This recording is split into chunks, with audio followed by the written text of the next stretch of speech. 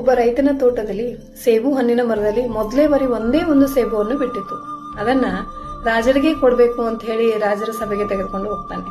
ಹೋಗಿ ರಾಜರ ಕೈಗೆ ಕೊಟ್ಟು ಹೇಳ್ತಾನೆ, ರಾಜರೇ, ಇದು ನನ್ನ ತೋಟದಲ್ಲಿ ಬೆಳೆದಂತಹ ಮೊದಲನೇ ಹಣ್ಣು, ನೀವು ಸ್ವೀಕರಿಸಬೇಕು ಅಂತ ಹೇಳ್ತಾನೆ. ಆಗ ರಾಜರು ಖುಷಿಯಿಂದ ಹಣ್ಣನ್ನು ತೆಗೆದುಕೊಂಡು ಇದರ ಪ್ರತಿಯಾಗಿ ನಿನಗೆ ಏನ್ ಬೇಕು ಅಂತ ಕೇಳ್ತಾರೆ. ಆಗ ರೈತ ನಿಷ್ಕಲ್ಮಶ ಮನಸ್ಸಿನಿಂದ ನನಗೇನು ಬೇಡ ರಾಜರೇ, ಇದನ್ನು ಸ್ವೀಕರಿಸಿರಲ್ಲ, ನಂಗೆ ಅಷ್ಟೇ ಸಾಕು ಅಂತ ಹೇಳ್ತಾನೆ.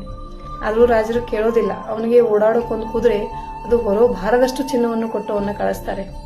ಅದನ್ನ ನೋಡಿದಂತಹ ಇನ್ನೊಬ್ಬ ರೈತ, ಇವನ ಒಂದು ಹಣ್ಣಿಗೆ ಇಷ್ಟೆಲ್ಲ ಸಿಗ್ಬೇಕಾದ್ರೆ ನನ್ನ ತೋಟದಲ್ಲಿ ಎಷ್ಟೊಂದು ಹಣ್ಣುಗಳಿವೆ, ನನಗೆ ಎಷ್ಟು ಸಿಗಬಾರ್ದು ಅಂತ ವಿಚಾರ ಮಾಡಿ ಬಂಡೆ ತುಂಬಾ ಹಣ್ಣುಗಳನ್ನು ತುಂಬಿಕೊಂಡು ರಾಜರ ಹತ್ರ ಹೋಗ್ತಾನೆ. ಹೋಗಿ ಹೇಳ್ತಾನೆ, ರಾಜರೇ, ಇವು ನನ್ನ ತೋಟದಲ್ಲಿ ಬೆಳೆದಂತಹ ಮೊದಲೇ ಹಣ್ಣುಗಳು, ನೀವು ಇದನ್ನು ಸ್ವೀಕರಿಸಬೇಕು ಅಂತ. ರಾಜರಿಗೆ ಗೊತ್ತಾಗುತ್ತೆ ಇವನು ಸುಳ್ಳು ಹೇಳ್ತಿದ್ದಾನೆ ಅಂತ. ಆದ್ರೂ ರಾಜರು ಅವನ್ನ ತೆಗೆದುಕೊಂಡು ಇದರ ಪ್ರತಿಯಾಗಿ ನನಗೆ ಏನ್ ಬೇಕು ಅಂತ ಕೇಳ್ತಾರೆ. ಆಗ ರೈತ ಮನಸ್ಸಿನಲ್ಲಿ ತಗೋಬೇಕು ಅಂತ ಆಸೆ ಇರುತ್ತೆ, ಆದ್ರೂ ಕೂಡ ಏನು ಬೇಡ ಅಂತ ಹೇಳ್ತಾನೆ. ಆದ್ರೂ ರಾಜರು ಕೇಳೋದಿಲ್ಲ. ಒಳಗಡೆ ಹೋಗಿ ಆ ಮೊದಲೇ ರೈತ ಕೊಟ್ಟಂತ ಹಣ್ಣನ್ನ ತಂದು ಅವನ ಕೈಗೆ ಕೊಟ್ಟು ಹೇಳ್ತಾರೆ, ಇದು ನನ್ನ ಪ್ರೀತಿ ಪಾತ್ರರಾದವರು ಕೊಟ್ಟಿದ್ದು, ಇದು ತುಂಬಾ ಅಮೂಲ್ಯವಾದದ್ದು, ಇದನ್ನು ನೀನು ತೆಗೆದುಕೊಂಡು ಹೋಗು ಅಂತ ಹೇಳ್ತಾರೆ.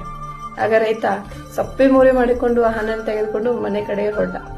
ಇದರ ಅರ್ಥ ಇಷ್ಟೇ, ಸತ್ಯಕ್ಕೆ ಯಾವಾಗ್ಲೂ ಸಾವಿರೋದಿಲ್ಲ, ಸುಳ್ಳಿಗೆ ಸುಖ ಇರೋದಿಲ್ಲ ಅಂತ.